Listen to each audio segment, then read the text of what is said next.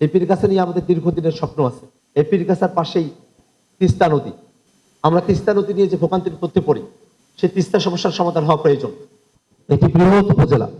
এই উপজেলায় 9টি ইউনিয়ন পরিষদ রয়েছে।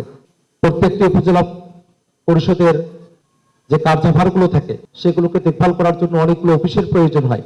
উপজেলা পরিষদের সাথে সংযুক্ত অনেকগুলো অফিস রয়েছে। উপজেলা পরিষদের সাথে সরাসরি হস্তান্তরিত নয় এমন অনেকগুলো কার্যালয় রয়েছে।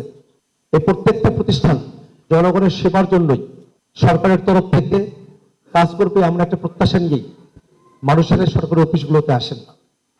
আজকে আপনারা যারা এখানে উপস্থিত হয়েছেন, সরকারি কর্মকর্তা কর্মচারী বৃন্দ, আপনাদের সকলের কাছে আমার প্রত্যাশা থাকবে কোনো ফাইল আটকে রাখা নয়, বরং কোন অফিসার কোন অফিস কত দ্রুত কোন ফাইল ছাড়তে পারলো, কত দ্রুত কোন অফিস থেকে কোন কাজ আদায় হয়ে আসলো, সেই প্রতিযোগিতাটা আপনাদের মধ্যে সব থেকে বড় প্রতিযোগিতা হবে।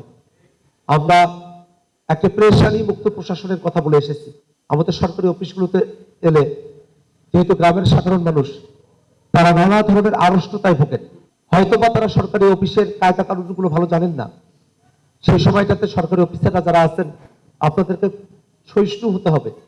আপনারা বিদ্বান বুদ্ধিমান, সে কারণেই আপনারা বিভিন্ন সরকারি চাকরির প্রতিযোগিতায় উত্তীর্ণ হয়ে আপনারা জনগণের সেবার জন্য সরকারি অফিসগুলোতে আপনারা দায়িত্বপ্রাপ্ত হয়েছেন। আপনাদের কাছে আমাদের একটাই অনুরোধ, একটা পেরেশানি মুক্ত প্রশাসনিক ব্যবস্থা আমাদের পীরগাছা উপজেলায় কাউনিয়া উপজেলায় আপনারা তৈরি করবেন। আমরা জনগণের সাথে আপনাদের সম্পর্কগুলোকে যাতে করে অন টু ওয়ান একটা সম্পর্ক তৈরি হয় সেটা আমরা প্রত্যাশা করি। এবং এই কাউনিয়ায় এবং পীরগাছায় আমরা যেহেতু এখন পীরগাছার মাটিতে আসছি, পীরগাছা নিয়েই বলি। এই পীরগাছা নিয়ে আমাদের দীর্ঘদিনের স্বপ্ন আছে। এই পীরগাছার পাশেই তিস্তা নদী।